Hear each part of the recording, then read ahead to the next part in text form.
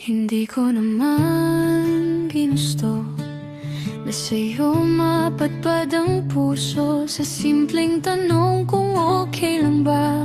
Unti-unti na pala akong nahulog. Wala kang ginawang mali, ako lang ang sobrang damdamin. Habang ikaw payapa lang, ako gabi-gabing lumalaban sa salamin. Pinipilit kong intindihin na hindi lahat ng mahal ay dapat ipaglaban, kahit gaano kasakit ang gabi.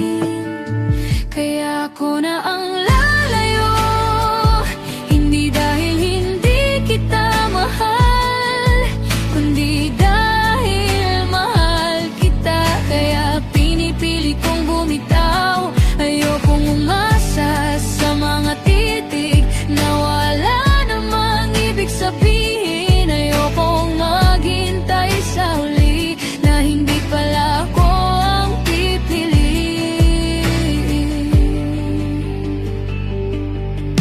Sanay na akong umiti kahit luha ang kausap ng puso. Tinuruan ko ang sarili na itago kung gaano kita gusto. Hindi mo kailanman nalaman kung ilang beses akong muntik umamin, pero mas malakas ang takot na masira ang kung anong meron sa atin. Kung sakaling magtanong ka kung bakit bigla na lang akong lumayo, ito ang katotohanan. Di ko masabi na minahal kita, pero hindi pwede tayo.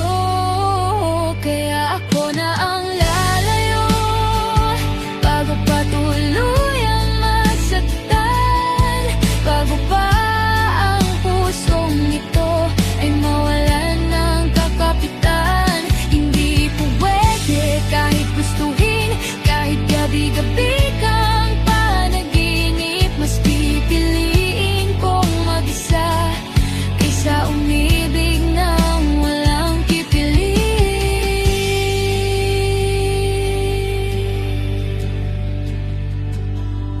Kung may dasal man akong lihim, hindi para maging akin ka, kundi sana sa mundong mas maayos.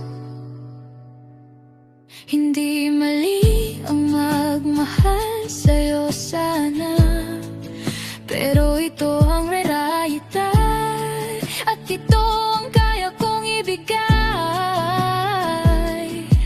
Isang pusong marunong umatras, kahit gustong-gusto nang manatili.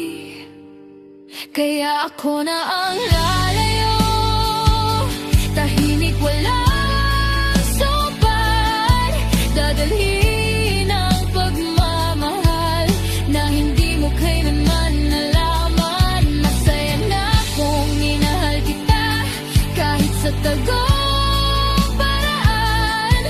Hindi naging tayo sa uli, pero totoo ang naramdaman na hindi lahat ng pag-ibig ay kailangang ipaglaban.